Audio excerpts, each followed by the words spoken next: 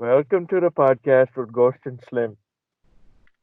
My name is Batu and I am from Pakistan. Welcome to the My pod name with is Batu, and I am from Virginia. Okay, you racists. Brilliant. Alright, so we're recording, bro. So just go ahead and do the intro. Alright, count me down. Three, two, one.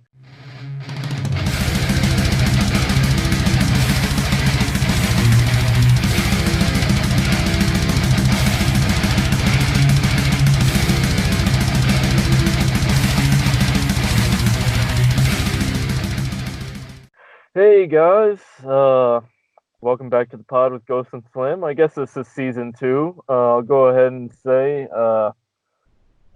took half my meds today, so I am going to be way more coherent than I was last season.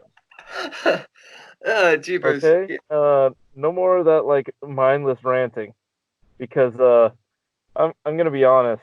Last season, I just got married a little bit ago, and so that was me running on like an half hour of sleep over like the past weeks. So please forgive my inane rantings first season. I can't even listen to them. I just cringe every time I think about it. Yes, I cringe as well, but I don't know that I necessarily did as much inane ranting. I think my ranting was more just me trying to stay stay on the same page with you. You're trying, you're trying to stay in the same plane as my eighth dimension brain. Yeah, That's, see that's that's the why problem. you need to protect your lungs while you're spraying paint. Otherwise, you end up like me. See, that's the thing. If you just get like two random dudes in a room, talking back and forth, who cares? They're gonna, they'll find something in common and they'll talk about it. But if one of the dudes is tripping on LSD, then it's gonna be hard for the other guy to keep up. Uh, I haven't talked about that on the pod yet. That's a story for another episode. You haven't told me about this. I was just using that as a reference, but I guess now that you've exposed yourself. Ghost exposed. Oh man. And yeah, last the season finale, they saw my beard, a little bit of my face. Crazy. Oof. Bro, it's like in any like old like TV show whenever the one guy like they catch someone and they're like, "Oh yeah. Yeah, I robbed the bank." They're like, "Oh, we know what you did." And he's like, "Yeah, sorry, I robbed the bank and I killed the mayor's wife." And they're like, "Oh, we just were talking about how you illegal parked." Oh, rats. That reminds me. I read a story. I feel like it was about a year ago. Um, where some cops showed up at a guy's house to arrest him for not paying his parking ticket. And they Okay. show up and they're like, "You know why we're here?" And he's like, "Yeah, because of my heroin farm out back." The man had $500 million in heroin. Holy crap. Yeah, That's insane. got him for parking tickets originally. Dang. That's crazy, dude. Yeah, I heard something similar to that where some guy they were I don't even know like all of the details. I'm really fuzzy on it, but like he had something like tax evasion or something, and they came to his door and they were like, "Do you know why we're here or whatever?" And he's like, "I didn't think anyone knew." And they were like, "Well, why are we here then?" And he was like, "I killed my wife or whatever." And they were like, "Oh, we are here for tax evasion." And then he like took him. I forget like where he took him, but he took him somewhere to show him like where he had killed his wife and buried her. And when they dug up they dug in the spot to like find like her body, and it ended up being like a there was a body there, but the body they tested it and it ended up being like 500 something years old. It ended up being his W-2 forms, and he just forgot to send it to the IRS. Like, oh, well, this was a weird way of justifying himself. Uh, yeah, no. But yeah, there was something where some I don't know all of the details, but there was some sort of thing where this guy ended up killing his wife, and then when they ended up digging up the body, it turned out the body that they had dug up was like 500 something years old. Okay. Trippy stuff. It's about as old as me. Man. Yeah, dude, you're really old.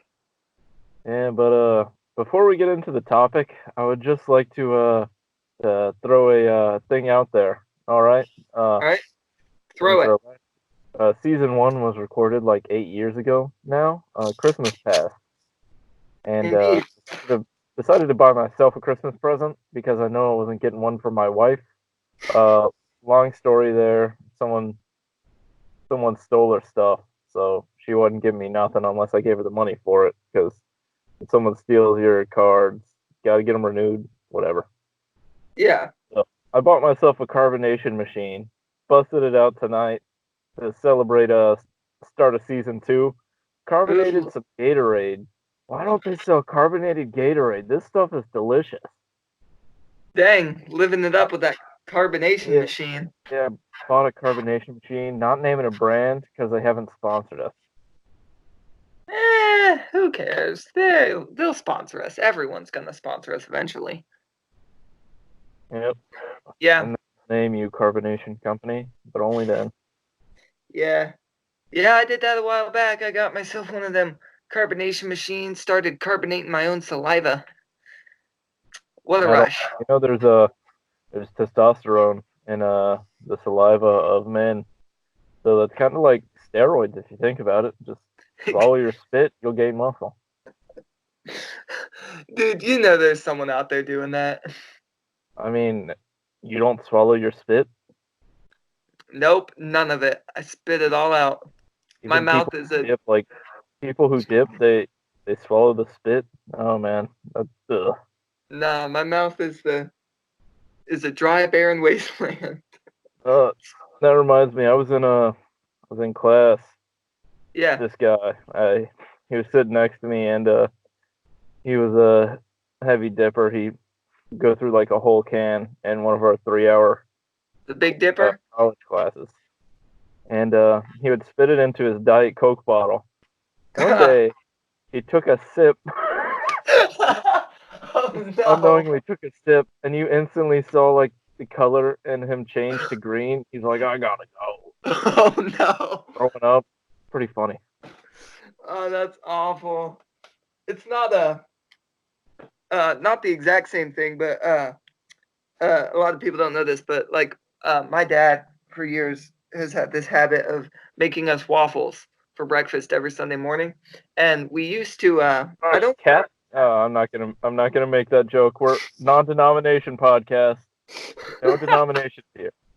I don't remember why we used to do Catholic this. jokes. I don't You remember eat why we used fish on Fridays, huh? You Italian freak. I love nah. Italian. I'm a pretty good chunk Italian. But no, I don't know why we did this, but we wouldn't ever use the syrup out of the actual. We would never pour the syrup out of the bottle itself to use it. My parents always poured it into like a separate like plastic cup or something that we had so they could heat it up in the microwave. So we'd have like warm syrup with a warm waffle or whatever.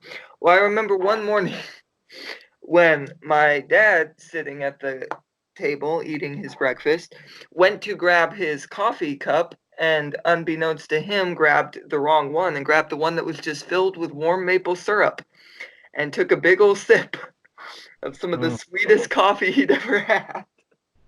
Honestly, man, maple syrup in coffee, delicious. Straight maple syrup might be a bit much.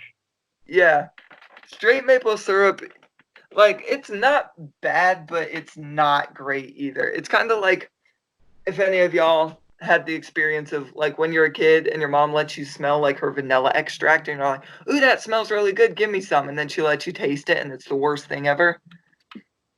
Man, you do know that that's like 50% alcohol, right? Like, man, letting your kids drink that? What are I you? never had that happen to me. That What are you, Irish? Man. I've just heard other people have had that happen. I was the kid who had my mom had the thing of cocoa powder in the cupboard and it smelled good and I was like, oh, Oh yeah. chocolate powder, delicious. You ever take a spoonful of that? Mm. Yeah, no, tastes nothing Chocolate like powder. chocolate. Mm. Tastes nothing like real chocolate. Also, before we get into our topic, had a little bit of a goof up today. Pretty funny. So for Christmas, my grandpa got this like I don't even know what it is. I guess I can say the brand because it's not. They don't ever sponsor anybody, but he got like this like special box of like Pepperidge Farm like sausages and cheese, with like some crackers, and I had done some. I'd done some work for him. Let's just say it that way. I'd done some work for him, and so he had a summer sausage, and he gave it to me as a gift because he knows I like this. So, you know, it's got like this plastic wrapper on it. So I was like, oh, hey, sausage sounds pretty good right now. So I cut off the plastic wrapper and I just start, cutting into what I was assuming was the casing of the sausage, slicing up little pieces. I ate about 7 pieces of sausage and then I offered my mom a piece and she starts taking off what I thought was the casing to the sausage and then pops it into her mouth and eats it. Turns out there wasn't a casing on the sausage. It was more plastic. So there were 2 layers of plastic, and apparently I ate about 7 pieces of sausage that were wrapped in plastic today. I mean, that's the American diet, isn't it? Just plastic. Basically. But why do companies do this though? Like I've had that happen before with like cheese too, where like you'll get the cheese that has like the plastic wrapper, but then it also has like the wax wrapper over it. Oh man, you ever take a bite of that wax? Oh, delicious. It's the worst stuff ever. Why do companies do this? Like, can't we be like, McDonald's has it right because you get your burger and there's just one wrapper. You open the wrapper and you can immediately start eating. You don't have to try and like break into some high security vault to get your food. We don't need multiple wrappers. That's the dumbest thing I've ever heard of. I mean, that might solve America's obesity problem if you had to pick a lock every time you wanted to eat. True. See, and what's even crazier is China, because China's got the crazy idea of putting multiple wrappers on, but then they make these edible wrappers on like their candy. So you unwrap your candy and it's in another wrapper, and then you're just eating the wrapper and the candy. Yeah, Japan's pretty crazy about their wrapping. They like individually wrap bananas. Ever see that sort of thing? That's kind of weird. Why you Yeah, gotta like vacuum seal a banana? You buy a banana, you're gonna eat it that day. yeah. Well, not always. My mom is really weird and she likes the bananas when they're like getting brown. So she'll like buy I them don't and know then if I can associate with your family anymore. I'm sorry. like not completely brown, but when they got a lot of the brown spots on them, like she'll buy them and like just let them sit at the house for a while before she eats them. Oh man, I'll tell you one weird thing about marrying into a German family. They're like on a constant keto diet. It's like all meat all the Yeah, time. It's like I want a banana. We don't eat bananas in this house. Okay. yeah, for real, dude. I mean, I'm fortunate that I'm not. Uh, I mean, I'm German, 50%, but our family isn't that way. See, you're lucky though, because at least you get me. Because I didn't. Obviously, I'm not married, but my sister's married, and she started telling us that she's going to be going vegan and she's only eating vegetables and like nothing else. She's Wait, your sister got married? Crazy. no, the one, bro. Shut up. This is I for almost like our said her podcast name listeners. and stuff just This to is clarify, and then I stopped myself. I was like, I'm not falling for this crap. for our podcast listeners. This is an ongoing bit where I think he only has one sister.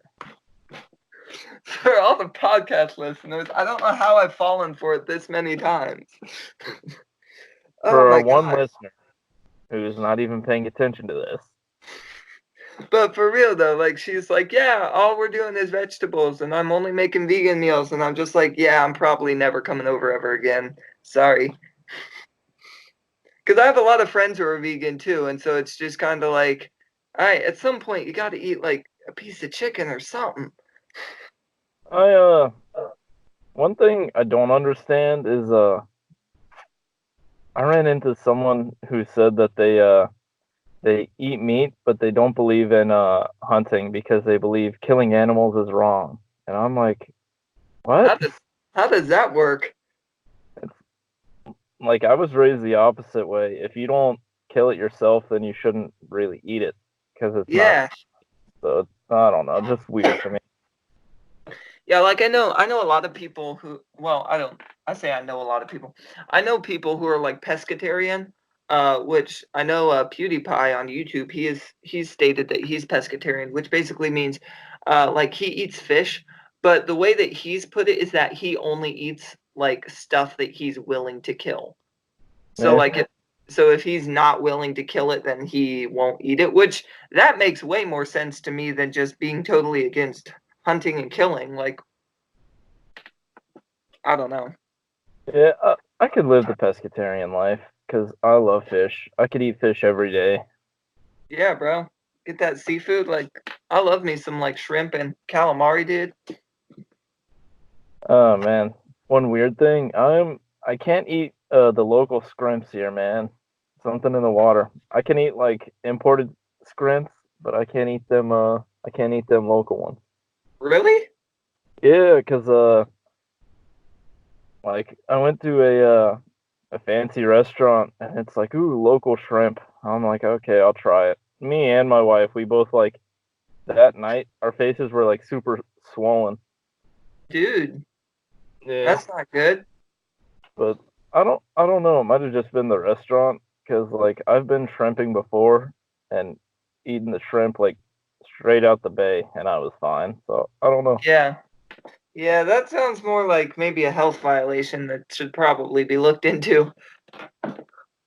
I should have sued them for emotional damages because I felt terrible emotionally. I'm like, oh man, face is all swollen.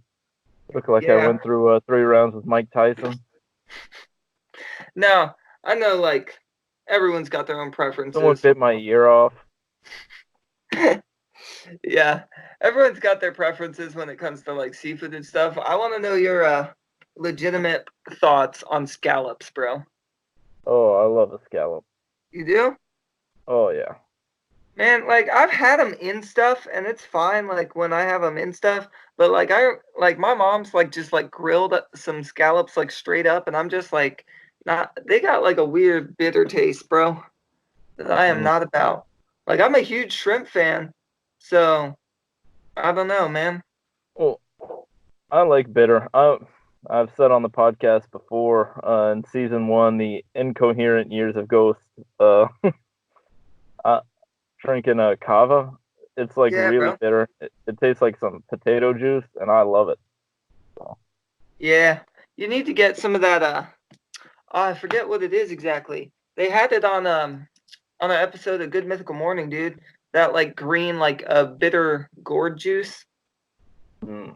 that they have down in Africa. You know where they bless the rains. I was about to make that joke. I was like, what about those rains down in Africa? Yeah, beat you to the punchline. But anyways, this is season 2 of the pod, and I feel like we do need to try and take a little bit more control of ourselves this season and not just go off on some wild tangents. So, what do you say we Hollow get Earth. The Earth is hollow. Sorry, go ahead. So, what do you say we get into our actual topic here? All right. You want me to start off? Well, I will actually start us because I feel like you know more about yours, and so I feel like you might end up taking longer. So I'll get at least a couple out of the way with mine, and then I'll let you hit us with yours. So today's topic is disappearing towns or vanishing towns or whatever terminology you want to use. Basically, towns like the Roanoke Village, where there is hard proof that there was a town there and there were people there thriving, and then all of a sudden they're just gone and nobody knows why. And we'll delve into some of like the backstory with these and some of the different theories behind them.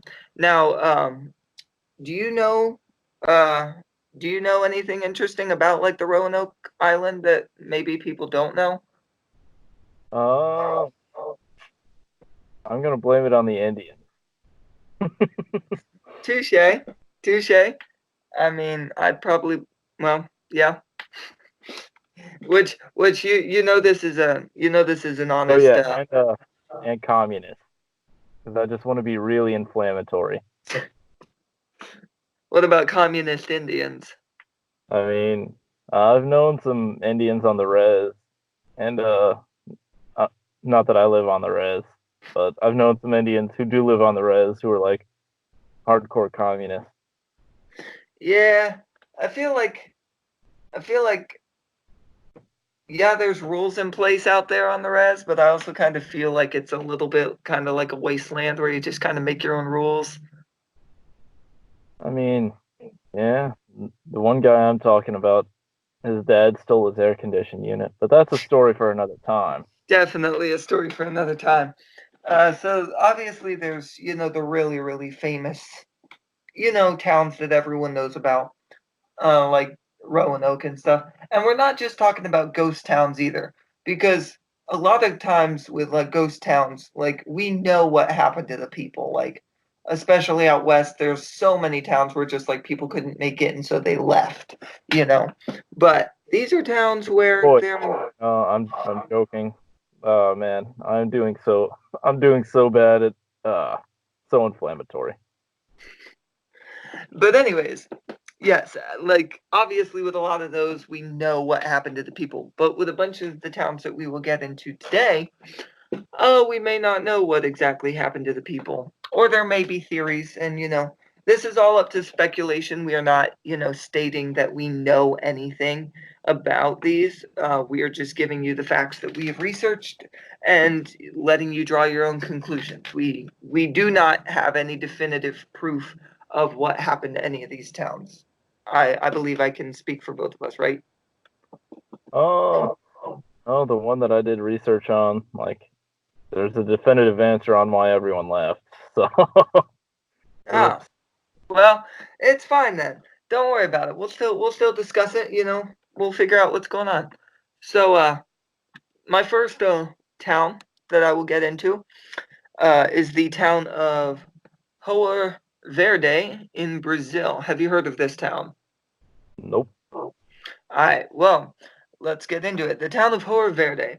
So basically, in 1923, more than 600 people vanished from the village of Hoa Verde, Brazil. And to this day, there's no explanation for this mystery. So basically, travelers were going through the town and they were cutting through the jungle and came across this town. So they figured, we'll go through this town. It'll be easier.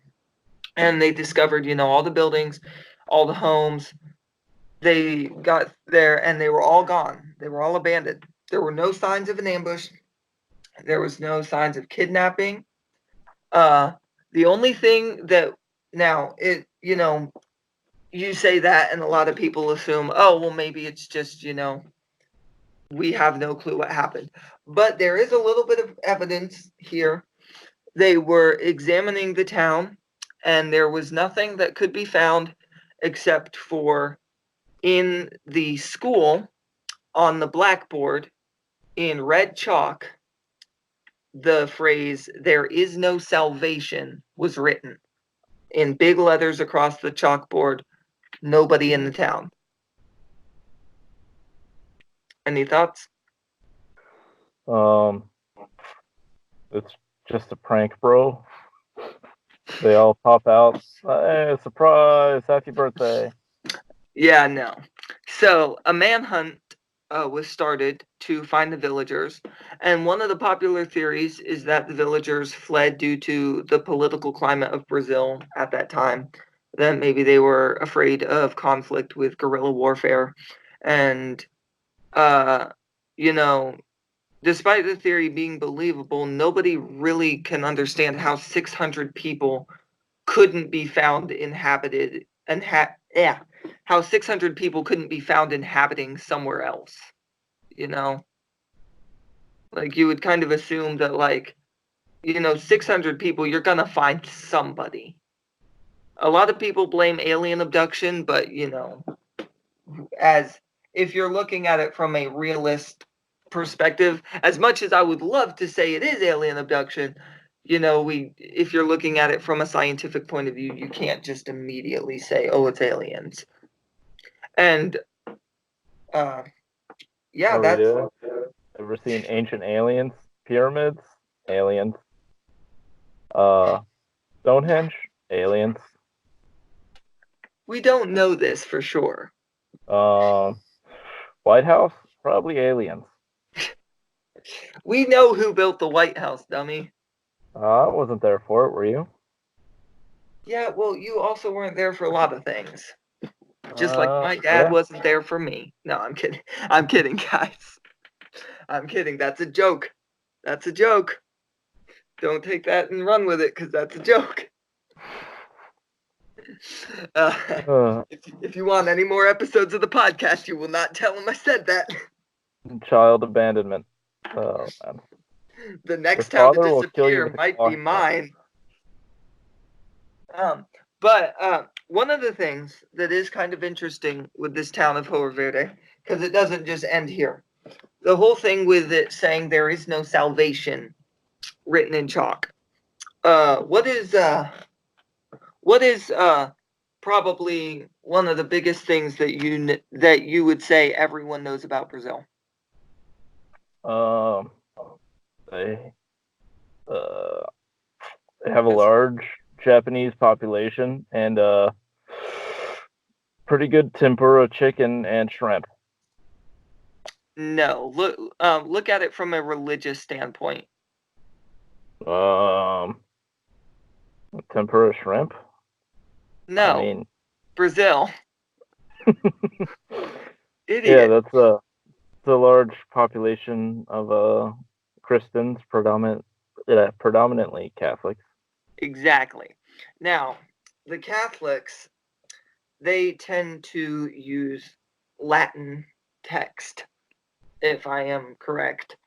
And they have done some studies on this blackboard that was discovered where it said there is no salvation. And that is what the interpretation of it was from the people who discovered the village. They interpreted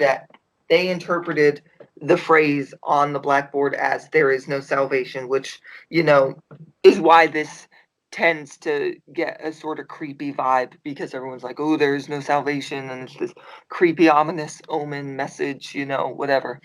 But they have retranslated the actual phrase that was on the blackboard. I cannot speak Latin, so I cannot pronounce this phrase, but they have translated it, and it doesn't exactly say there is no salvation. It's a much longer phrase, and if you actually translate it, then it translates to the phrase outside of the church, there is no salvation. So there is also the prevailing theory that the phrase isn't as creepy as we make it out to be, that it could have just been, some sort of spiritual lesson going on in the school for that day. But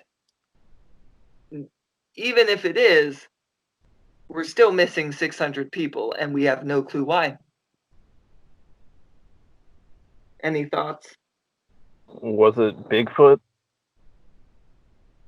I mean, I'm sure it could have been, but again, what's Was he it gonna do? fairies? I know the fairies did that in Iceland a lot. Wait, what? Missing 411. It's a thing that happens here in America. People disappear, don't know what exactly does it. Like, people just straight up disappear, and like their clothes are found folded up. But yeah. that's another episode. Yeah, and to be honest, missing 411 is probably the scariest type of topic to discuss. Even scarier than the last topic we discussed. But yeah, so that is Joa Verde, Brazil. 1923, more than 600 people vanished. No explanation as to why, except for one phrase on the blackboard. Trippy. I'll let you take the wheel on this next town. All right, so the one that I got is Centralia. It's up in Pennsylvania, and it's a big anthracite town. They mined coal there. Okay. I follow so So far. it was like a boom town for coal. All right. And then through some unknown means, maybe a dummy lighting a cigarette underground, who knows? But lit the coal reserves on fire underground. Oh, well, that's not good. Yeah, so this town of like I think it was 1,000 or 2,000 people. It was, I mean, pretty good town for you know, Pennsylvania. What time Not is one of the this? main cities. Huh? What time is this? Like, what time in Uh, what year? 1970s, I believe. Dang. So not too long ago. No, it's really recent. And so basically, this massive fire is going under the earth, and it's a massive coal reserve, by the Yeah. way, like absolutely giant, and like starts swallowing up houses because sinkholes and stuff underground, and so they declare like an evacuation of the town. People, leaving their houses. I'm sure a lot of lives like ruined just because of this one accident. Now, is this like I don't know. Is this taking place over like a period of time? Because it seems like if like you accidentally light the coal reserves on fire, that's gonna go up in flames pretty quick. Well, yeah, that's the thing is that it's a massive coal reserve, so it was pretty quick that people were moving out, and you can't exactly sell your house when it's in a in a wasteland. Well, yeah, So, but like you said, they started like evacuating the city. Like this is happening within like a matter of hours, I'm assuming. um, days to weeks. But the Okay. crazy thing is, there's still 5 or 7 people who still live there, maybe Dang. 13. Uh, but the government declared that oh man, forget the technical term, but basically the government says you can't live there now, except for the original people who are still there. They let them live there until they die. Then the government's gonna completely reclaim the area. Dang. And it's you ever heard of the game Silent Hill? I have. That's what many people believe the town in Silent Hill was based off of. Because if you look at pictures of it, it's really creepy. You just got fires sprouting up out of nowhere, buildings getting swallowed up by the earth. It's just a terrible place to be. Dang. But funny story about this. I know a guy who I was working on my house with him and was talking to him. He's from that area. And Really? he's like, "Oh yeah, Centralia. I used to drive through there almost every day, headed up to some other place to work." And so he was telling me about it, and it's just a big old ghost town. Dang. But they closed the roads off to it, so I'm not sure exactly. I think he said in the early 2000s was when he was working in around that area, and so he would just drive through like a super hazardous place like every day to go to work. Dang. I can't even imagine. I'm like, how on earth are people like, why on earth would people still be willing to live there? Like the original people, descendants of the original people. Oh, Americans are stubborn people, but also there's people living in the exclusion zones of Pripyat and the exclusion zones of Fukushima. So Yeah, true. True, very true. Which those are some other, crazy ghost towns, but again, we know what happened to those ones. Literal ghost towns as well. You never yeah, like some of I those are mean, when this subject comes up, a lot of them are known. It's like boom towns that the tin mines stopped producing, so everyone left. yeah. Yeah. All right. Is that all you got on that one? Um, I mean it's like a huge urbex spot now, and I have some friends around that area, so maybe we could stage a trip, go check it out. Yeah, that'd be pretty dope. I do have a. I won't get into how old, but I do have a pretty big birthday coming up. So hey, maybe we can stage a trip up there. Do some 40th birthday, over the hill. do some Congratulations. in the field research. That'd be pretty cool though. Yep, I got looking for another one. Bigfoot. What's up? Go up there and look for Bigfoot. I mean, maybe Bigfoot set the fire so he could claim a whole town as his own. Yeah, highly doubt that one. All right. Well, I got another one for you. So this one also takes place outside of the United States. This one takes place. This one we do sort of know. We do kind of know what happened. We know what happened to the people, but we're not entirely sure why it happened to the people. There's definitely prevailing theories. But have you ever heard of Audley Town, Ireland? Mm, no, I don't believe I have. Okay, so Audley Town, Ireland. It is in the district of County Down, Ireland, one of the most famous districts. Don't quote me on that. But anyways, as far as Audley Town, Audley, Audley Town. So this is what's going down in Audley Town. So basically, there is a giant castle in Audley Town. It is the Castleward Estate, and basically, the people in the town, there were these villagers that uh, their homes were torn down because their settlement was ruining the view of the lord and lady of the manor known as Castleward Estate. And so basically, lord and lady of the estate, let me see if it has a name here. Yes, known as Lady Banger the Evictor. She had a very, very stern reputation, and she did not appreciate the villagers, the very, very poor villagers in the town of Audley Town. She did not appreciate that they were ruining her view by being, on her estate with their, little settlements. And so, what did she decide to do? She tore down all of their homes and she put them on a boat and sent them to America. 25 families were the tenants of the Castleward Estate, and about 250 people in total lived in Audley Town up until about the middle of the 19th century. And then Miss Conway said that they were, well, not Miss Conway. I am very sorry. Lady Banger said that they were blocking her view and ruining her view, and decided to take matters into her own hands and put them on a ship and send them across the sea to America. So, any thoughts on this? Y'all smell funny. Get out of here.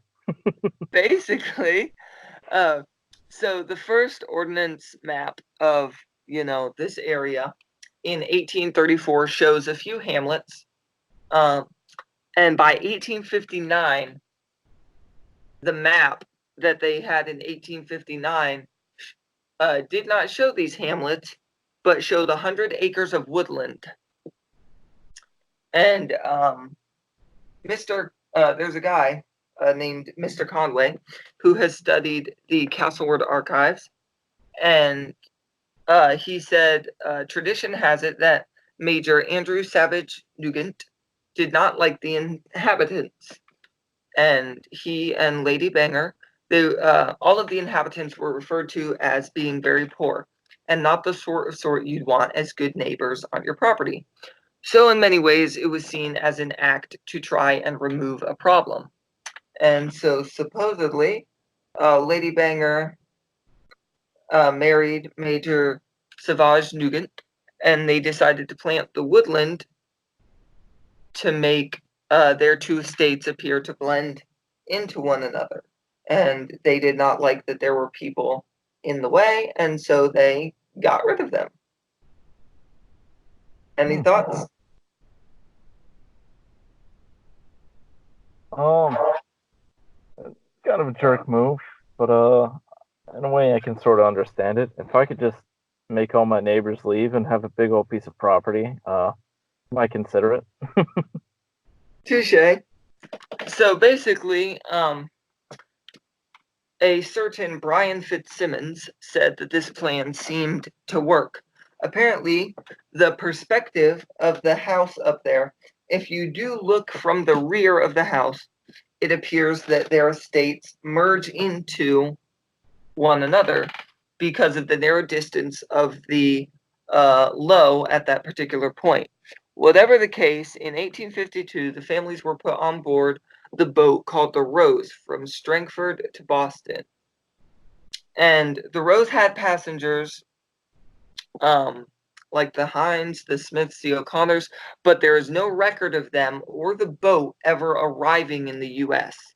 It could have sailed elsewhere, but it was destined for the U.S. There is no evidence of what happened to the boat, if it was lost at sea, or if the human cargo were thrown overboard when the vessel left. There is an account from 1899 that a certain chap called Audley Savage died unmarried in a little one-story cottage on the hillside of Audley Town, and he, in effect, might be the last of the Audley male line. So, this was a family that had this was a family that had arrived to settle after certain people had arrived to and this was a family that had arrived to settle after the Anglo-Norman stock prospered. And so basically, yeah, they didn't like their neighbors. They put them on a boat that was headed for the US, and then the boat and the people were never seen again. Well, then the boat just kind of seems like a convenient narrative. Then they might have just straight up killed them and planted them under the forest. Yeah, that is one thing though, like you think about it, like imagine if, let's say, that that wasn't the case. Let's say that they legitimately did think that they put them on board a ship. How do you, like, putting all morals aside, how do you think you would react if, let's say, you didn't like your neighbors and you decided to put them on a truck? Let's say you didn't like your neighbors and you decided to put all of them, you decided to destroy all their houses, plant a bunch of trees, and put them on a truck that was headed for, let's say, Colorado. And then, maybe a month or so later, you find out that the truck and all of your neighbors are nowhere to be found. Like, how do you react to that? Yeah, I guess there's no one to parse compensation to in that sort of event because you just literally shipped all of them off. So Yeah, but you also got to think about it this way. Like you said, they are basically the only people who know that they did this. So it kind of puts a lot of fingers pointed at you if you do something like this. Because then it's just kind of like, are you sure you put them on that ship, or did you basically create a giant grave? oh man, imagine how much of a jerk you would feel like if you hired a boat to send all these people to America, and then you see the ship captain like a few weeks later. You're like, hey, shouldn't you be in America? He's like, oh, you actually meant that? Oh, we just threw them all overboard. Yeah, like, for real. I mean, if they did hire some sort of company to do it, then the company might have just pocketed the change and tossed them all somewhere. They might have took them to a closer spot than threw them out. Who knows? Yeah, it's pretty trippy though, and it's kind of a jerk move. Just all of a sudden, you have a small town, living under the shadow of this giant estate, and all of a sudden the people of the estate just decide, hey, we don't like having you here, and they just ship you off to they destroy your houses and then just ship you off to another country. Yeah, that'd be kind of crazy. It's like if your neighbors are like, "Hey, get out of here," and then they put you on a boat to like Argentina. Yeah, because you think about it, even like even if let's say like I don't know, like you look at it with like a civilization. Whenever they go and invade another civilization, they usually capture the people of the other civilization, and then they usually try to sort of I don't know how you would say it, but usually whenever another nation invades another nation to like take over their land, usually the people that they're taking over end up just kind of assimilating into the invading country's, Culture. Yeah. culture. Yeah, they usually, stick around and, end up being servants to whoever has invaded them. But you look at it this way, like in that scenario, you at least have like a house and food, and you're just having to serve a country that you maybe don't like. Whereas in this case, they literally destroy everything that you own and then just ship you off somewhere else. They're basically saying, all right, we're going to destroy everything you have, and now you are going to attempt to become an American now, basically. Yeah, that just sounds like a modern culture now that you put it that way. I mean, basically. And they probably would be Americans if they had made it, but there Yeah. is no evidence that they showed up here. Pretty trippy. Could be some Bermuda Triangle at play here, possibly. I don't think the Bermuda Triangle goes that far north. Hey, but maybe the ship Unless it's went that actually far the south. Bermuda Rectangle. Oh man. Maybe that ship went that far south, though. You never know. How'd we end up in Cuba? Basically. Now, I do have one more town on my list. Do you have any that you know of that you would like to delve into? Like maybe you know of some Oh, others? well, there's one that I find pretty interesting. It's there's actually two different places in Japan that we know why they weren't really towns per se. I mean, in a way they were. I guess they were probably somewhat self-sufficient because they were on their own islands. But one's Cat Island and one is Rabbit Island. And now its Cat. main inhabitants are cats and rabbits, respectively. But Really? yeah, the Japanese military in World War II, uh, the Imperial Japanese, they were testing biological and chemical weapons on these animals. I guess they were good test subjects because they don't say anything when you put it on them. Yeah. And so, just doing horrifying experiments to these animals. Well, you know, Japan surrenders to the United States after we dropped two atom bombs on them. Okay. I mean, think about that for half a second. It's like, oh man, we're at war, and then you vaporize two cities. It's like, okay, we don't Yeah. like this anymore. Yeah. It's like, hey, Uh, we shot down a couple of your ships and blew up some of one of your harbors. Oh, we completely disintegrated two of your towns. it's kind of horrifying to think of the ramifications of such a weapon, but I Yeah. digress. Anyways, these two islands. Okay. So Japan surrenders, and they have a whole bunch of cats on one island, rabbits on the other, and what do they do with them? So they dump all the chemical and biological weapons. They like completely clean the areas to make sure that the Americans don't get their hands on any of this information. And then Yeah. they set the animals free. So Oh, on these islands, the only inhabitants are like cats and rabbits, and there's just like thousands tens of thousands of them. Dang. So it's becoming a tourist spot. Like if you go to this rabbit island, it's you can look at these like horrifying test chamber experiments and also be surrounded by like tens of thousands of bunnies as they like just run around at your feet and Dang. for treats.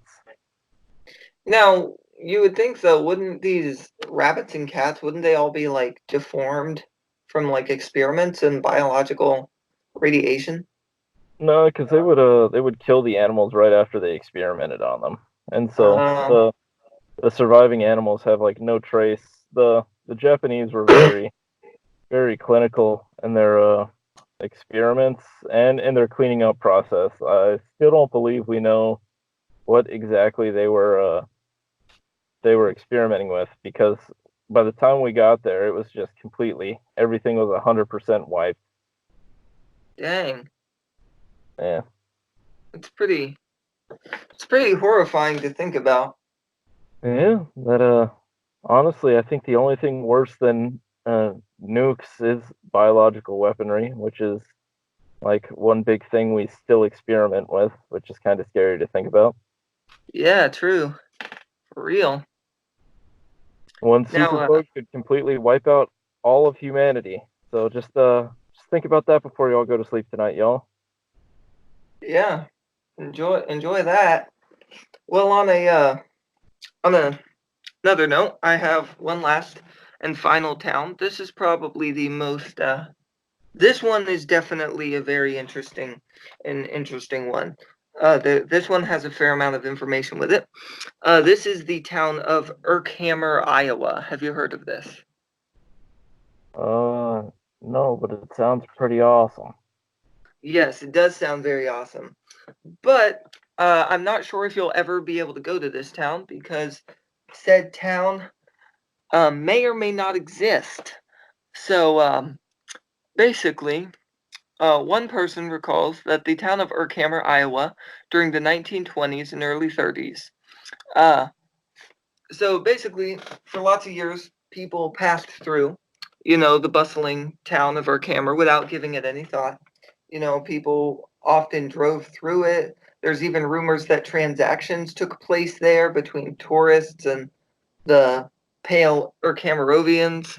Uh, in 1928, though, the first ontological doubts about the town began when aerial photographs showed only empty fields where the town should have been and where homes and streets should have been. Literally, were just like fields of grain.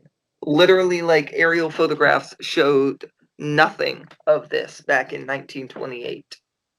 And then a week or so later, from these photos showing up, there was a lost tourist, a man, who had his Marmot speeder topped off with gas at the Erkhammer Esso station.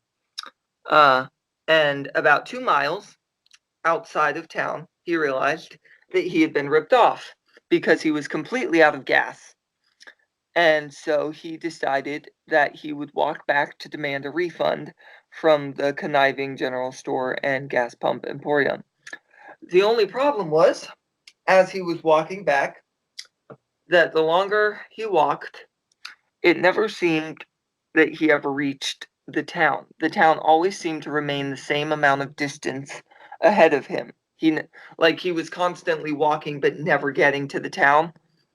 Kind of like if I don't know if any of our listeners have ever played this, but if you've ever played a game called GeoGuessr, sometimes when you are playing this game, as you probably know, Ghost, it will sometimes put you out in the middle of nowhere. And you will be trying to find any sort of town, and no matter how fast or hard you click on your little mouse, trying to get further and further into the distance, you never seem to get there, right? What does this sign say? Is this Russian Cyrillic or is it Greek? Yeah, well, see, that's the problem. Sometimes the sign never shows up. It's just a dot on the horizon that never gets there. That basic principle is the same thing that happened with this man. He was walking and never got to the town. Luckily for him, another motorist picked him up after about an hour or two and replenished his car with fuel. But the man apparently never recovered from this. Well, I won't say he never recovered, but he was very shaken up by this, and it took a lot of therapy at a Alpine sanitarium before he ever did recover. But in 1929, so this is just a year later from when these aerial photographs showed up, the Davenport Clarion Sun Telegraph newspaper published both of these stories about how the aerial photographs didn't show anything and about this man who, supposedly went through the town and never reached it. Well, anyways, unfortunately for this newspaper, that was the same time when they were posting the stories about another very famous incident that happened in 1929. Do you know what that is, Ghost? 1929. Yes. Wouldn't that be the stock market crash? Exactly. So, our stock market crash got published in the same exact newspaper. And so most people didn't end up actually paying much attention to our little disappearing town of Erkhammer that supposedly maybe didn't exist. The problem is that in the following week's edition was a very strong protest from a supposed resident of Erkhammer, Iowa, a certain Fatima Morgana. She was disputing the apparent non-existence of the town and relating her life story there as a school teacher and an anti-saloon league activist. Unfortunately, her letter to the editor was lost in the, all of the articles about plant closings and stockbroker suicides and the sudden popularity of apple sellers on street corners. Erkhammer's own newspaper, the weekly Bugle Picayune Advertiser, ran the now classic headline, "Rumors of our non-existence have been greatly exaggerated," for which they were then sued by the estate of the late Samuel Clemens, if you know who that is. I'm an ignorant man, so no. Samuel Clemens is the real name of one particular famous author known as Mark Twain. Yeah. Now, I'm assuming you know who Mark Twain is. Okay. The American public education system isn't that bad. I do know who Mark Twain is. Good. Now, Erkhammer remained undisturbed from about 1930 to 1931. Many people still, passed through the town, waving at the children playing in the backyards. There wasn't much traffic. Disaster struck, however, in 1932 when a convoy of Illinois farm families fleeing the ruins of their Dust Bowl farms for California, they decided to spend the night on the outskirts of Erkhammer. And then one night, two of these wandering souls decided to pool all of the camp's meager store of pennies and nickels, and they went into town to purchase necessary supplies. Well, there was always a risk of entering towns like this because, as many people know, people from Illinois and Oklahoma were rumored to be thieves and vagabonds and were not really welcomed by townspeople. Well, anyways, these two men, I will try to pronounce their names properly, but Pudaka Bankforth and Tribulation Estenices. What names, by the way? Definitely. Yeah, this sounds like some sort of cult town to me. Like definitely when I grow up, I'm naming my son Tribulation because nothing describes having a child more. Well, I was told by an old lady that I was very fond of that you never name your kids Angel because they'll turn out to be a demon. So you always want to name your kids the opposite of what you want them to be. Hey, well, anyways, these two guys, um, Paducah and Tribulation, I'll just call them Pud and Tribulation, they pooled all of the money, went into town, and they were headed for the general store. They paused for a moment to check the gas prices on the pumps outside before entering. Now, they were very surprised, though, when they were unable to mount the steps leading to the store, because supposedly, when they attempted to step on the stairs, their feet just passed straight through the steps, almost like they were stepping on a cloud. They were convinced that this was some sort of plot to prevent outsiders from shopping at the store. So they attempted to scale the steps using an old board that they found nearby. Unfortunately, their feet passed through that board and the steps as well. So they were terrified. They ran back to their nomadic camp and they reported what they had seen. Unfortunately, the people in their little campsite did not believe them. Shocking, I know. Why would anyone not believe you? They They've accused been these drinking men. that bathtub in town. Don't believe them. So basically, they were accused of spending all of the group's hard-gotten money on illegal hooch, and they displayed the money and challenged the others in the camp to try the same experiment. So a group of about a dozen or so men, some of them armed, went back to the general store, and lo and behold, they had the same eerie experience. The caravan then covered its fires, decamped with deliberate speed, and very quickly circulated and left. Well, basically, a group of state police were ordered to investigate the phenomenon. They went to the Urkhammer Sheriff's Office to confer, converse, and otherwise hobnob with their brother-law enforcement officials. The group's leader approached the office of this guardian of the peace and attempted to knock on the door, only to see that his hand passed right through the thick oak as though it were merely painted steam. Their report began to gradually decline. All of these reports of Urkhammer began to decline, and it became less substantial with every passing day. And people noted the absence of children playing, and they started to notice that there weren't actually houses and barns. Well, on May 7th, 1932, Phineas Bumpf, a Huguenot immigrant farmer, passed by at dawn with his cargo of produce, and what to his wondering eyes did appear but nothing. Where the town had stood were only abandoned fields and long rotted fences, a cast iron bathtub, and the sole relic of human presence. So Urkhammer was no more, and many years later, a gypsy caravan camped on the site but left abruptly.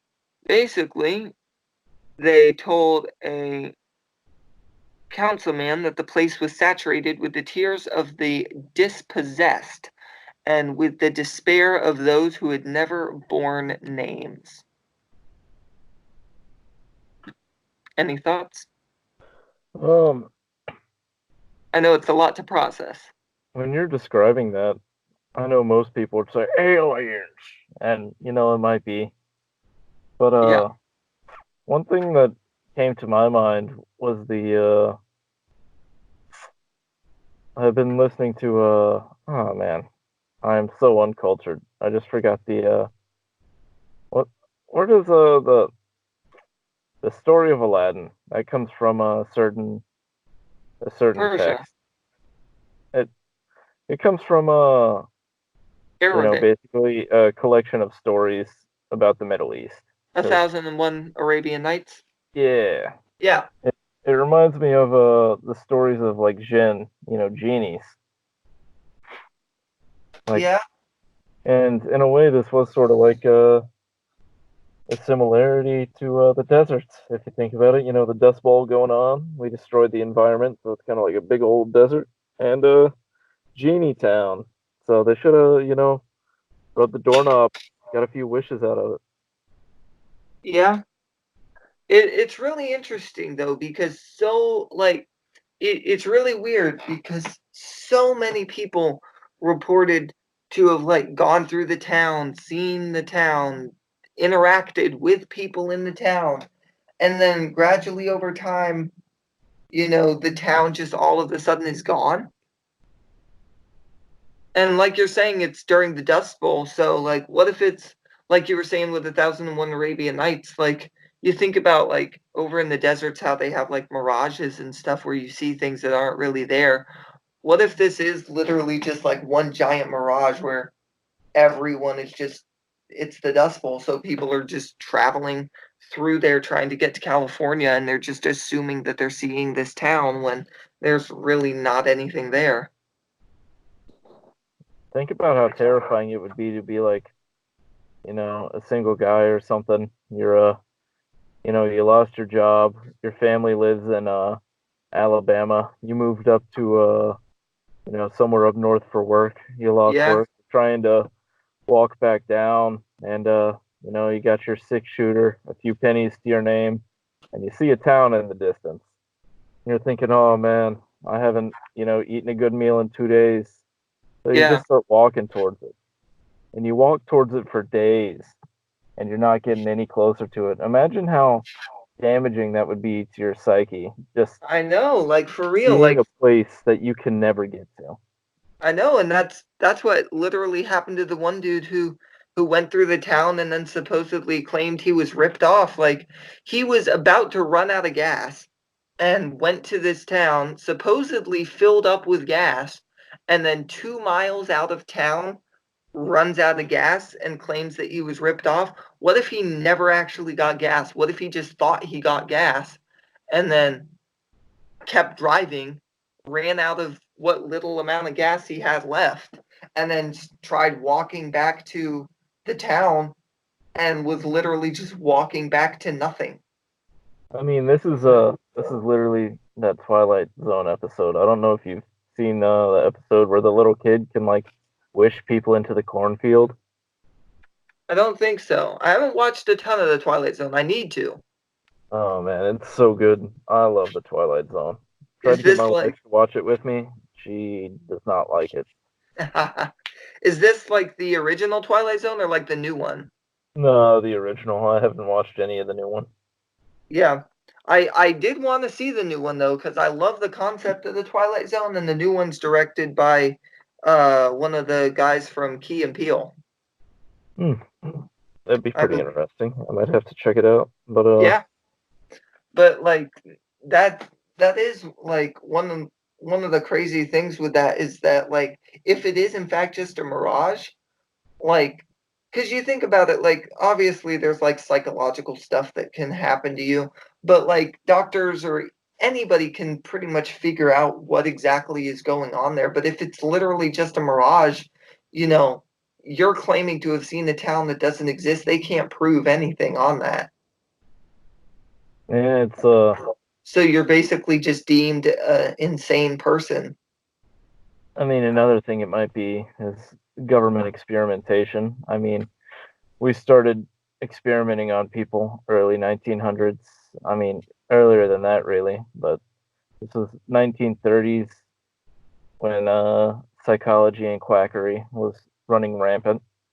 So Yeah. maybe the government was testing some sort of mind altering substances in that area.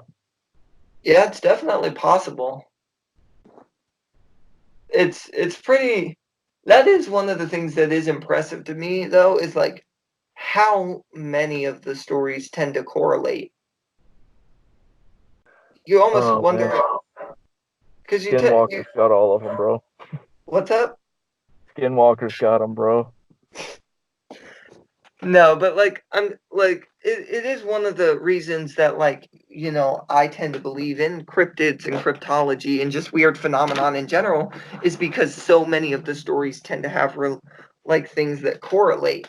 But like you get thinking about like something like this, like you said with like government experimentation. Let's assume for a second that it was legitimately government experimentation. Like, can something like that be like planned and like prepared? Is there a way to like, if like, because obviously you can, mess with someone's mind and make them see things, but can you mess with, 15 different people's minds using just like drugs and chemicals and make them all see the same thing? I mean, they do a whole lot with a whole lot less, bro. Yeah. All of all all of humanity wants to believe in this thing called civilization, and so we do, but really we're just all freaking animals. Well, yes, but like, I'm meaning So like, in a broader concept, yes, but in such a specific way for everyone to hallucinate seeing a town, that's a bit different. yeah, like that's my thing. Like, because I'm just based on what I know about, these type of things, which I don't know a ton about it, but like, it seems like, once you can definitely control like people, and you can force them to have, drugs and chemicals and things, you know, put on them or in them, but like, can you really like control like the effects of those? It doesn't seem like you can. Controlled delusions, or rather controlled illusions. That's a I mean, I can't think of any case studies where we've proven that, but in the same way, I can think of one thing that like I've read about, which is people who use DMT, which is a hallucinogenic drug, and Yeah. a great percentage of those people who use that drug, the first time they use it, I think it's 25% of people, they hear a voice booming in their ears like a loudspeaker directly in their ears, and it says, "Thank you for trying this new type of biological technology. Please enjoy your experience." Really? Yeah, Weird. which is and I mean, people who've reported it, of course, I don't think there's been clinical trials on it because it's an illegal substance, to my knowledge. But Yeah. like the people who've reported hearing this said that they've never heard of anyone else, hearing that, and then they try it and they hear it, and apparently it's a vast number of people hear this. Man, that is weird. Now, you mentioned like it's illegal, there's not been clinical trials on it. To my knowledge, yeah. That um yeah, but that brought up a thought to my mind. Do we like are there a lot of drugs? Like, I don't know that, we necessarily know this, but like, is there a chance that there are a lot of drugs out there that like people have that still haven't been like tested, or even like people don't even know what they do? Oh yeah, for sure. I mean, think about it. I mean, plants are always evolving, and certain types of new toxins could be developed that affect the mind in certain ways. Because like you think about it this way, like people know what marijuana is, and they've tested it, and they know like what it does and things, You know, but that like, how the THC affects certain things, but yeah, I mean, is there like a chance that like there are people out there like dealing drugs that like nobody knows what they do? They just know that they're drugs and do something. oh, they make you feel good. Sniff them. Yeah, that's definitely a thing that's going on. Huh. Interesting. It's a pretty terrifying thought to think about. Like, Uh, obvious. What? uh, it's it's pretty interesting. There's a YouTube channel. I watched a video on it called Psyched Substances. Not a sponsor. I don't really want him as a sponsor, Yeah. but he talks about sort of hallucinogenics and stuff like that. And up in Canada, I believe, where he's at, Yeah. they have an LSD, like that they changed a little bit of the chemistry of it, Yeah, and it's legal up there just because they changed a little thing with it. that's crazy. So yeah, that's like literally a thing where labs slightly change some of the atomic structure of it, and then oh, it's a new thing. It's not illegal. So Yeah. That is a trippy thought to think about though, because with something like such a big scale like this, like with the town of Urkhammer, like there is like if it is something like that where it's literally just like a mirage happening from like you being out in the heat in that desert too long and then coming across this town, or even if it is something like drugs doing it to you, you think about it, like stuff like that could still potentially happen like right now, yeah, which is a pretty freaky thought to think about because you tend to, you read up on these things and it's like, oh, this happened back in, 1920, whatever, or oh, this happened back in, this, so long ago, and like, there's reports of it, but you kind of, your yeah. mind subconsciously tells you that it wouldn't, that, oh, this is just stuff that happened a long time ago and is made up and doesn't like still happen. It's it's weird to think about though. 90 years in the grand scheme of things is not that long ago. I know, it really isn't. It's Man, pretty that's crazy. I really would like to investigate that place. That sounds really interesting. Yeah. Like, and that's another thing you think about, like to think about, like, because obviously we're definitely more populous now. So like, if it is something like, oh, that just happens because of like, that was happening to them because of a mirage from walking through the desert for so long. Could something like that even be possible now? If like, because you think about it now, like the place where Urkhammer was, like there could potentially be, lots of other towns around it now.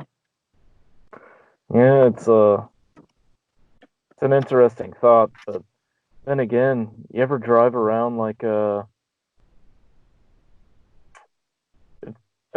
for anyone who's international, it might be kind of confusing to them, especially over in Europe, where like if you hop in your car and drive 20 minutes, you'll drive through three separate countries. But Yeah, here in America, you drive 30 minutes in any direction, it's probably just going to be like nothing but a few houses. yeah, America's a giant place, so I mean, it'd be pretty interesting to yeah, research more. yeah. And a Like, lot of this stuff like does happen like out in the Midwest, where there is literally just like nothing. yeah, that's a missing 411. A lot of it happens in Appalachia and the Midwest, I believe. Yeah. So I just looked up a thing here, and it says the first mention of the story of Urkhammer was in 2015 when it was related in a post in Colin Hudson's Strange State website. According to Hudson, the story had been found by his mother while she was cleaning out old emails. She was checking them as she went along for anything that might be of interest to her son, who has an who has an interest in oddities. Neither Hudson nor his mother knew where the short story had originated, and Hudson was pretty sure it was fictional and supposed that his mother could have written it and forgotten about it later. The main take from this: in the first presentation of the story, the presenter states he believes the story is fictional, but this particular detail was left out of later retellings of the story, most notably in YouTube in 2017 and most recently in the Mysterious Universe website. An internet search for the town of Urkhammer, Iowa, turns up only references to the story above, and all of them dated for after the 2015 posting of the account to the Strange State website. As a further detail for those not convinced, the newspaper mentioned in the account above, the Davenport Clarion Sun Telegraph, which was mentioned in the original Strange State posting of the Urkhammer story, never existed. So all evidence points to this tale being a pure internet legend. But, you never know with these things. Man, why you gotta kill it for me like that, man? I mean, But I literally had no clue. I just looked it up because I tried to Google, or camera now or like the surrounding area. yeah, it'd be interesting to look into deeper. And it's if it was a thing and it got scrubbed that much, it really does make me feel like maybe it is a government cover up. Yeah, there is a lot of that stuff going on, which we'll definitely get into in our next episode, which is on cover-ups of really famous, disasters and different things. But like that is one of the scariest things if you think about it too much is like cover-ups like this because you think about it like a lot of these like weird obscure stories of things like this happening, they never tend to show up until recently. Yeah, I mean, if you think about it, with the advent of the internet, that's how we all communicate now. But back in the day, no internet. Your whole family has lived in this town for, 100 years. You've never really left it. If something happened to wipe out that entire town, no one would really know. Yeah. I mean, there's no like obviously like people could find like remnants of say a town, but like there's no evidence as to anything happening. I mean, even people like me who don't have a social media presence at all, like I stay off of Facebook and all that stuff. If something happened to me and I didn't have, this big family or, was married, no one would know Yeah. Yeah. because I leave no like open marks on social media or anything. So kind of Yeah. spooky to think about. Yeah, because I've heard and I've seen like some YouTubers discuss this. I've seen them have like some people have asked YouTubers the question some questions similar to that, and like I've heard Jacksepticeye talk about it, and he's like, if I disappeared, just randomly, all of a sudden I was gone, like I have such a big presence. He has such a big presence on the internet, and so many people follow him that after about a week or so, somebody would start to wonder what happened. But like you look at people like us, like I have a social media presence, but you know, my social media presence doesn't really extend past, friends and family. So, if something were to happen to me, definitely history would not ever know. Yeah, I guess that's sort of the human experience. Is very few people make big marks on human society. Yeah, which is I pretty. mean, but then again, there are famous people who people debate on what happened to them, or we don't know what happened to them. So even then, Yeah, it's a pretty freaky thing to think about because you think like you look into like creepy stuff like this, and there's so many stories of things like this happening, but then you have to wonder like how many more stories are there of stuff that's happened and nobody even knows it happened. yeah, that's for some reason that and then the Irish story reminded me of a story I think happened during the time of King James, where there was a family of cannibals living in Ireland, and they King James found out about it and got an army to go take them out. But it was a family, a whole clan of 50 people who would just like kidnap people from surrounding towns and eat them. Dang. So yeah, that's like kind of weird to think about. Oh, no one knows what happened to Jimmy. He disappeared last night. Uh, he was going to this other town and disappeared. Turns out he got ate by cannibals. Yeah, like that is pretty freaky to think about.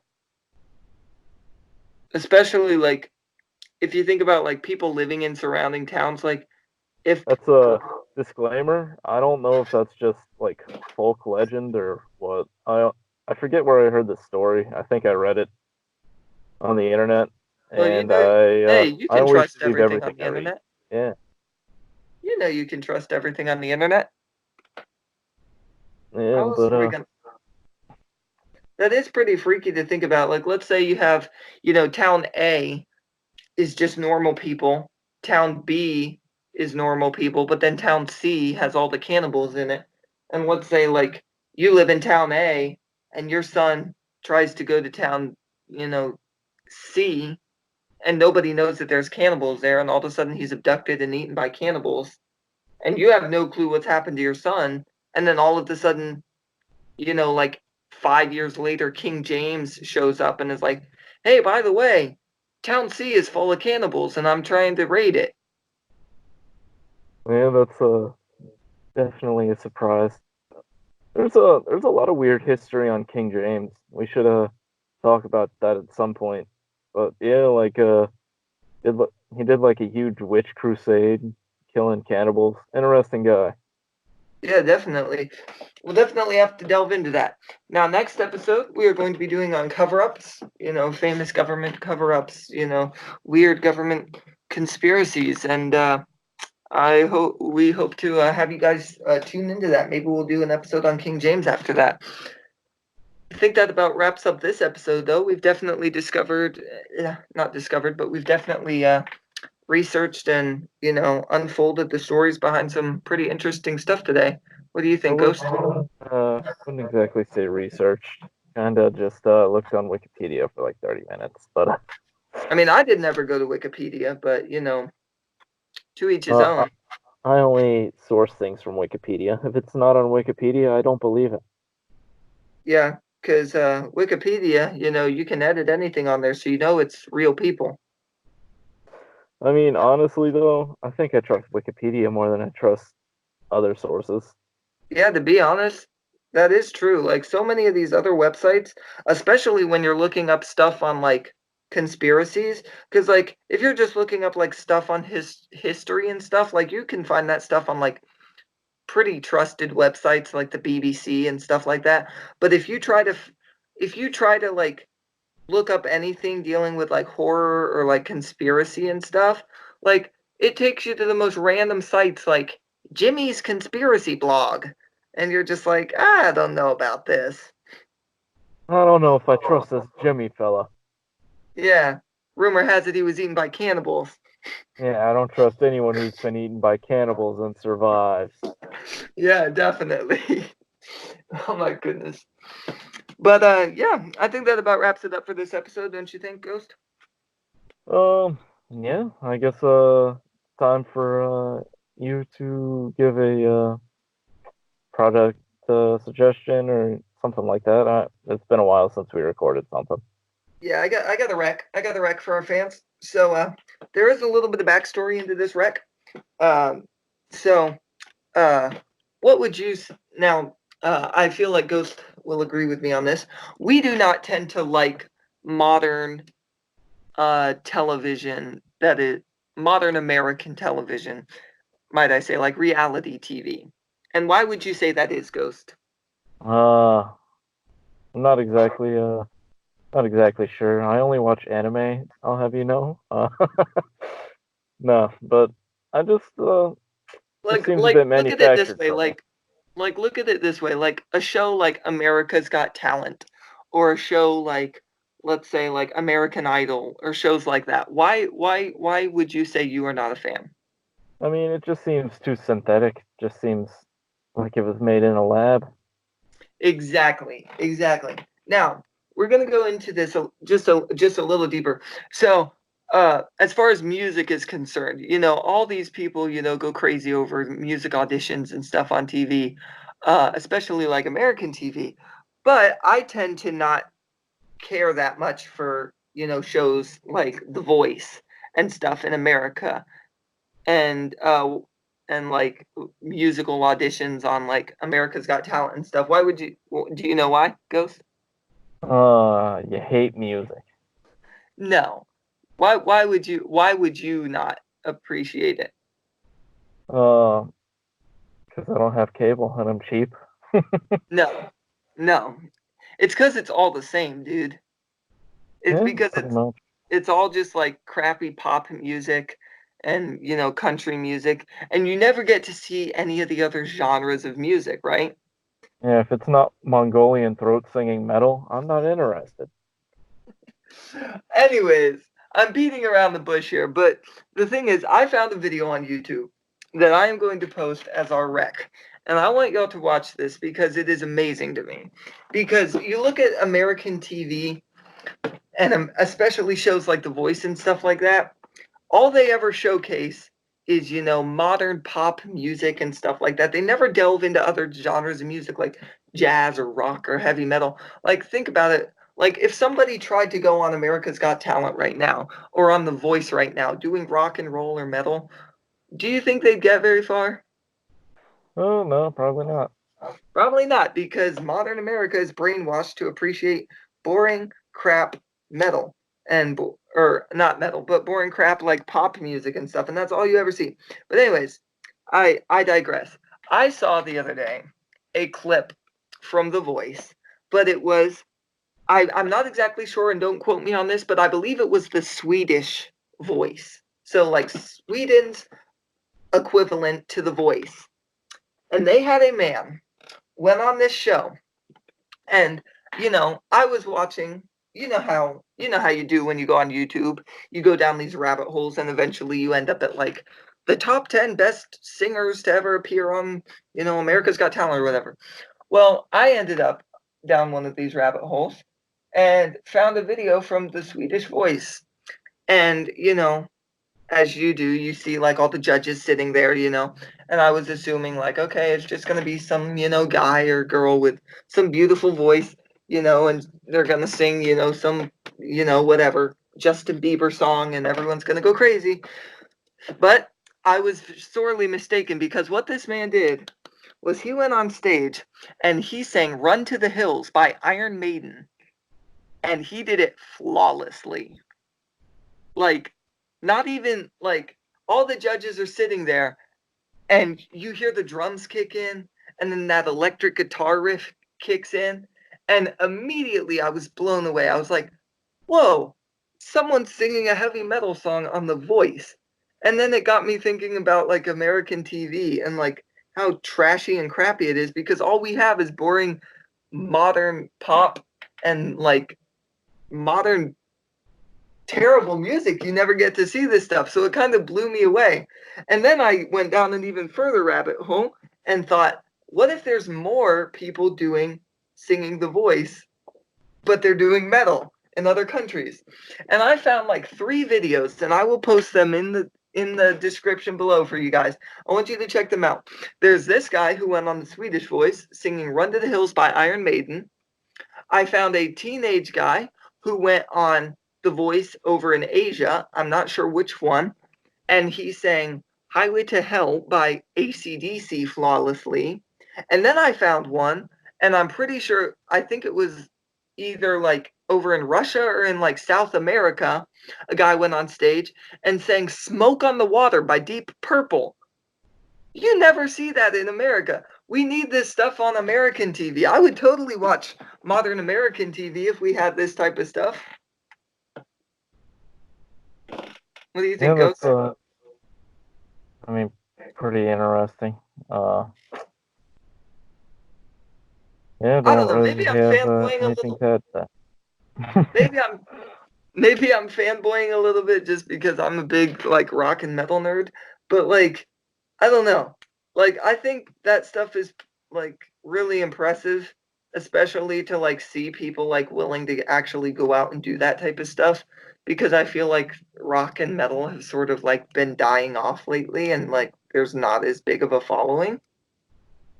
Yeah, whenever you were talking about that, all I could think of was an acquaintance that we both have that was gonna go on American Idol.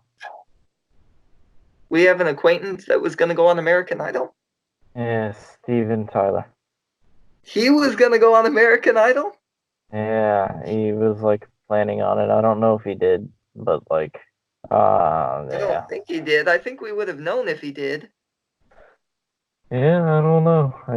I guess he didn't, but he was like heavily talking about it for a little bit I there, and mean, I'm I've like, thought about going, as some people know, I am a magician, and I have thought about going on America's Got Talent to do magic.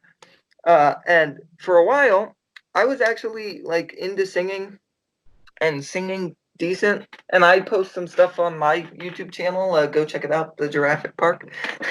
But like, I've posted some stuff over there, and I've thought about like that'd be really cool to go and like sing on, America's Got Talent, to sing, a good like rock and roll or heavy metal song and actually do it well.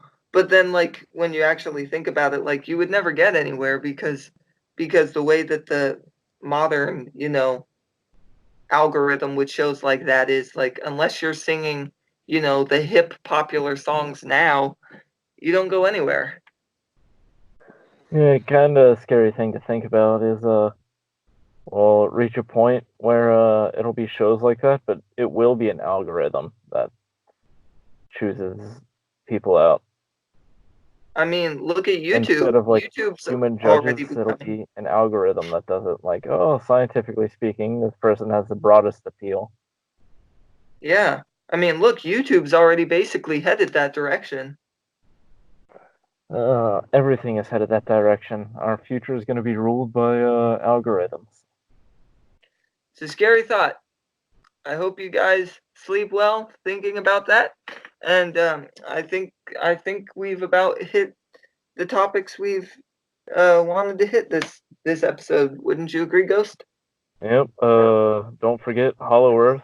Put on your tinfoil hats before you go to bed, y'all. Don't let the See ya. radiation in. And yeah, we will check y'all out in the next episode. So yeah, peace Bye. out, guys.